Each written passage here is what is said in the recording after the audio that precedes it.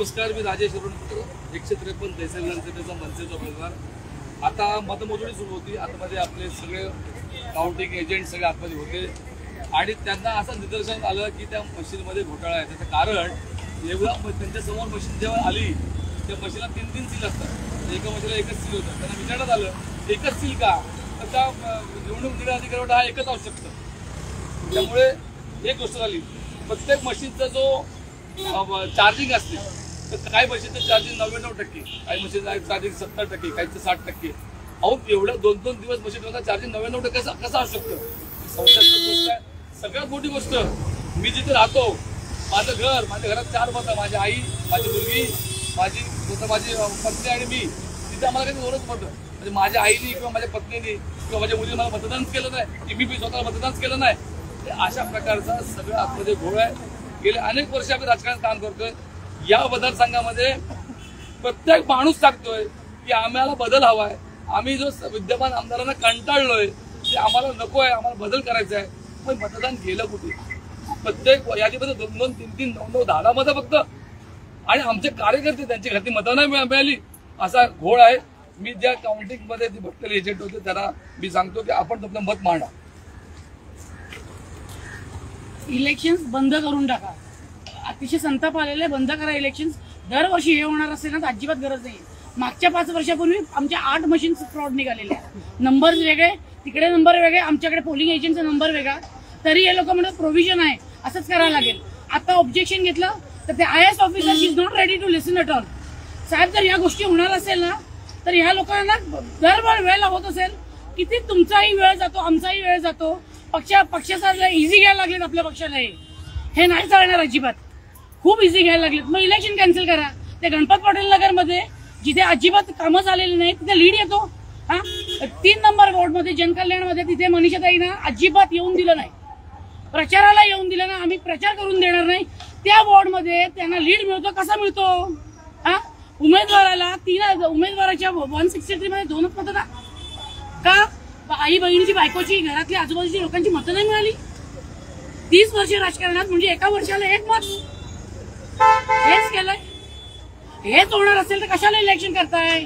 आमचे टॅक्सचे पैसे घालवायचे, आम्हाला धड रस्ते द्यायचे नाही, काय द्यायचं नाही। ते हिशोब इलेक्शनचे एक्सपेंडिचर कार्यालयात त्यांचे कन्सेप्ट क्लिअर नाहीत अजिबात। आज एक रूल लावतात, दुसरा रूल लावतात। यांचं इलेक्शन कमिशन प्रॉपर ट्रेनिंग नाही आहे ना अजिबात। पोलिसांचा गैरवापर करतात हे लोक। IAS ऑफिसर खूप डॉमिनेटिंग आहे आणि I don't think she should be on the table. तिने रिझाईन केलं पाहिजे। अजूनपर्यंत असं नाही झालेलं, कधी कुठल्या ऑफिसरला कोणी असं बोललेलं आहे, पण मी ॲज अ पब्लिक म्हणते ती IAS officer she should resign. मला नाही माहिती, ती जर एवढ्या मोठ्या पोस्टवर आहे ना तर शी शुड मेंटेन अ डिग्निटी, नाही करत तिथे। स्पष्ट मत आहे या सगळ्यामध्ये घोळ झालाय। मनसेला मतदान स्वतः माझ्या घरी आमची 4 मतं इकडे बघा, जनकल्याण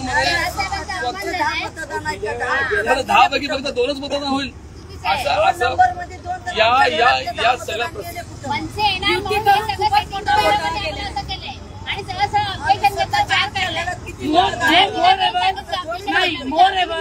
हे लोक 4-4 पक्ष, 3-3 पक्ष एकत्र येऊन लढतात।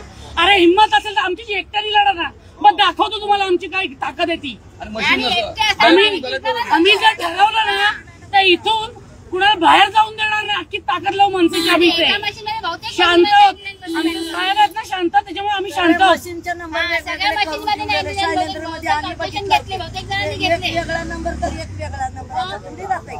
अतिशय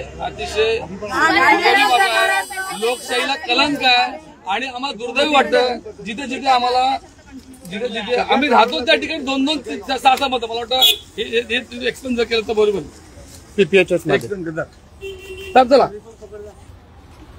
एक्सपेंड करे। असं थोडी होते एकाच्या घरात 10-20 मतदानाची कुठे गेले? PPHS शाळा आहे तिथे आमचं महाराष्ट्र नवनिर्माण सेनाचे कार्यालय, तिथे फक्त 5 मतं लोक स्वतः बोलले यावर्षी की आम्ही मनसेला दिलेलं मतं, मग तिथे फक्त 5च करून आम्हाला सांगलं। जनकल्याण नगर मध्ये मनीषा चौधरीला काय कॅम्पेन करायला नाही दिले, तिथे फक्त लीड कसं काय येतात त्यांचं? आणि अख्ख्या शिवसेने लोकांनी पण मनसेला मतदान केलं, ते मतं गेले कुठे? आणि यांच्याकडे काय रेस केलं तर डायरेक्टली बोलतात तुम्ही गप्प बसा, आम्ही बरोबर टोटल तुम्ही मॅच करा, बरोबर आहे। हे कुठेतरी आम्हाला जस्टिस पाहिजे. हे असं होत असेल तर काही यूज नाहीये. एक मिनिट. माझं ना आव्हान आहे, सोशल मीडियामध्ये खूप पॉवर आहे. जेवढी पॉवर आज प्रेसमध्ये, प्रिंट मीडियामध्ये, इलेक्ट्रॉनिक मीडियामध्ये पण नाही, ती पॉवर सोशल मीडियामध्ये. Let the people know what is going on here, what is going on with the democracy of India. Let the people know now. Okay. एजंटला कसं माहिती की आम्हाला एवढेच मिळणार आहेत करून, म्हणजे कोणाला माहिती आम्हाला एवढी मतं मिळणार आहेत करून. आधीपासून सेकंड राऊंडला त्यांनी सांगितलं 6,000 लीड पुढे, 10,000 लीडने पुढे. कसं काय लीड पुढे जाणार? लीड त्यांची कशी काय पुढे? आणि स्वतःहून पण आम्हाला 450 मिळणार, आम्हाला 300 मिळणार, आम्हाला 200. भाजपचे एजंट स्वतःच सांगतात की लीड पुढे, 10,000 लीड पुढे. कसं काय? काय काय मेहनत केलं, किती किती अतिशय दुर्दैवी लोकशाहीला कलंक आहे. त्यामुळे आम्ही सगळ्यांनी बॅकआउट केलेलं आहे. तर मी स्वतःच सांगितलं की तिथे बसून का उपयोग आहे, आम्हाला जेलमध्ये टाकण्याची भाषा करतात. त्यापेक्षा म्हटलं आपण बाहेर पडूया. आणि जे घडलंय सगळं ते चुकीचं आहे, लोकशाहीला कलंक आहे. त्यामुळे आम्ही या फेसबुकच्या माध्यमातून पुढे आलो. त्याचं कारण की लोकांना कळू द्या की नेमकं काय घडतंय आतमध्ये. त्यामुळे नमस्कार, जय हिंद, जय महाराष्ट्र. देधडक बेधडक वृत्त देणाऱ्या आपल्या शिवसत्ता टाइम्स न्यूज चॅनलला लाल बटन दाबून सबस्क्राईब करा आणि बेल आयकॉनला क्लिक करायला विसरू नका.